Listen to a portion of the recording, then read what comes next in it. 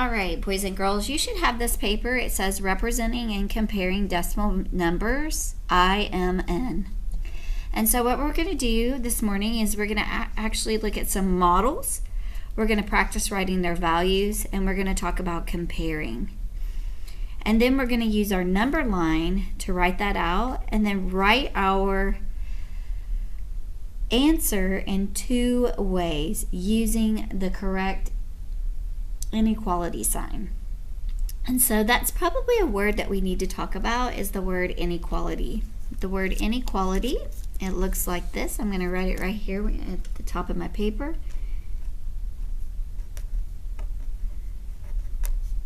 Inequality. And if you think about the word inside inequality, you see the word equal. But when we're talking about inequality, we're talking about something that is not equal. So that would be our greater than and our less than signs. So if you want to write that word at the top of your paper, be great. This is another vocabulary word that we're going to add to our toolbox. So the very first thing that I see on my paper, looking at only number 1, I see I have a model and I have a value. This value is represented by 7 in the tenths place, and I'm kind of guided by my model that is also broken down into 10 equal pieces. So 7 tenths. So what I want to do is I want to shade in 7 tenths. So 1, 2, 3, 4, 5, 6, 7. And if I'm ever going too fast, go ahead and pause the video and catch up. But right now we should all be shading in 7 of the 10 pieces. So I'm shading those in.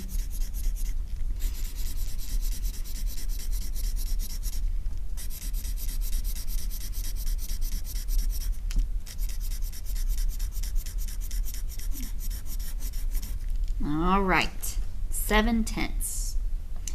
As I look to the model on the right, model 2, it has already been shaded for me, so now I need to write the value that is represented by model 2.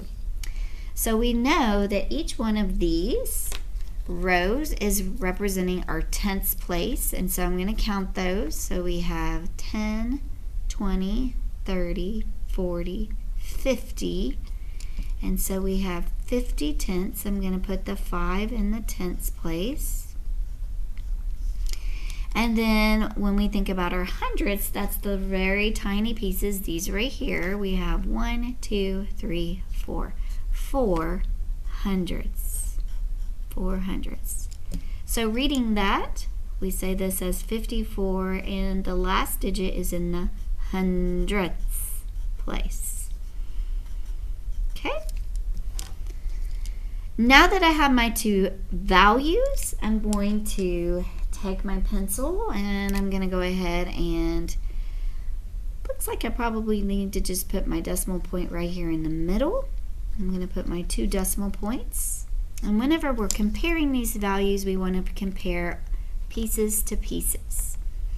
So we want like place value with like place value. So we have 0, decimal, 7, and then we have 0, decimal, 54. And whenever we're comparing, if we have an empty spot, we want to go ahead and we want to fill that in with a 0 just to kind of fill in that placeholder. But it's looking at the largest place value first. We want to compare place value to place value. So we have our zeros lined up, we have our decimals lined up, and it's right here in the tenths place where I see the change. So I'm going to circle that.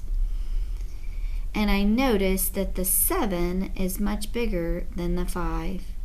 So we would say 7 tenths is greater than 54 hundredths. I'm going to go ahead and write that right here. 7 tenths is greater than 54 hundredths. And I'm going to go ahead and turn that around and say 54 hundredths is less than 7 tenths. And so, boys and girls, it just occurred to me that this is a number line. And so, absolutely, we want to think about where numbers are on our number line. So, I'm going to go ahead and make some endpoints. I'm going to start down here on the left-hand side, and I'm going to make an endpoint, and I'm going to call this 0. And I know, looking at both of our models, we're starting at 0, but we're headed towards a whole model. So my other endpoint is going to be 1 whole. And then I think about, well, what could be between 0 and 1?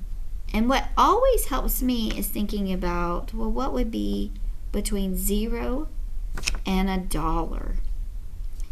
And that's absolutely what I'm thinking is 50 cents is right here between 0 and 1.